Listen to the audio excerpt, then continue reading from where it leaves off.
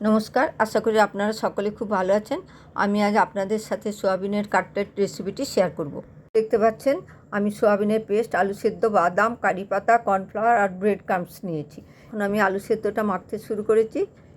এই আলু সেদ্ধটা ভালো করে মেখে এর সাথে সোয়াবিনের পেস্টটাও মেখে নিচ্ছি। তারপরে এর সাথে বাদামগুলো মিশিয়ে দিলাম, সব কিছু মিলিয়ে ভালো করে পেস্ট করে নিলাম, কারি পাতা দিয়ে দিলাম।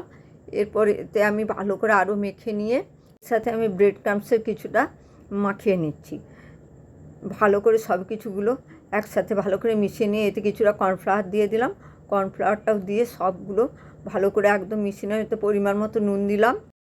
এরপর 1 চামচ জিরে গুঁড়ো দিলাম, সেটা ভালো করে মাখিয়ে নিতে হবে। তারপর 1 চামচ কাশ্মীরি মির্চি দিলাম। তারপর 1/2 চামচ মতো গরম মশলা গুঁড়ো দিয়ে সব ভালো করে মিশিয়ে নিলাম, একদম যেন দলা না থাকে। খুব সুন্দর করে ডোটা তৈরি করতে হবে। ডোটা ভালো করে মাখিয়ে নিলাম।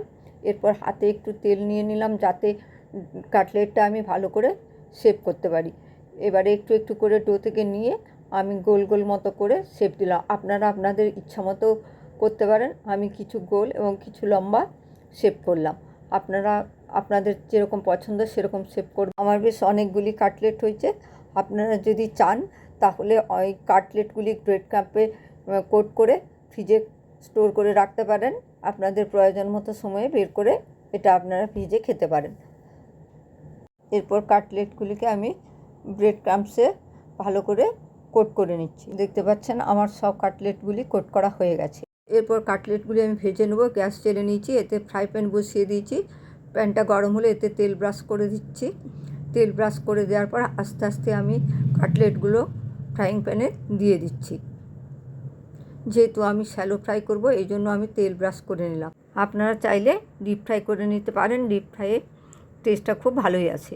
এরপর উল্টে পাল্টে তেল ব্রাশ করে আমি কাটলেটগুলো ভালো করে ভেজে নিচ্ছি।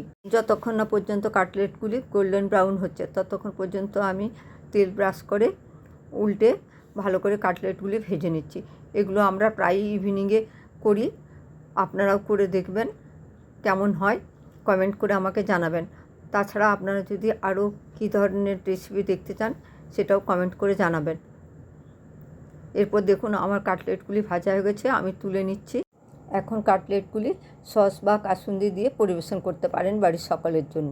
রেসিপিটি যদি আপনাদের ভালো লাগে তাহলে প্লিজ লাইক, শেয়ার, কমেন্ট এবং সাবস্ক্রাইব করবেন। ভালো থাকবেন, সুস্থ থাকবেন। দেখা হবে পরের ব্লগে।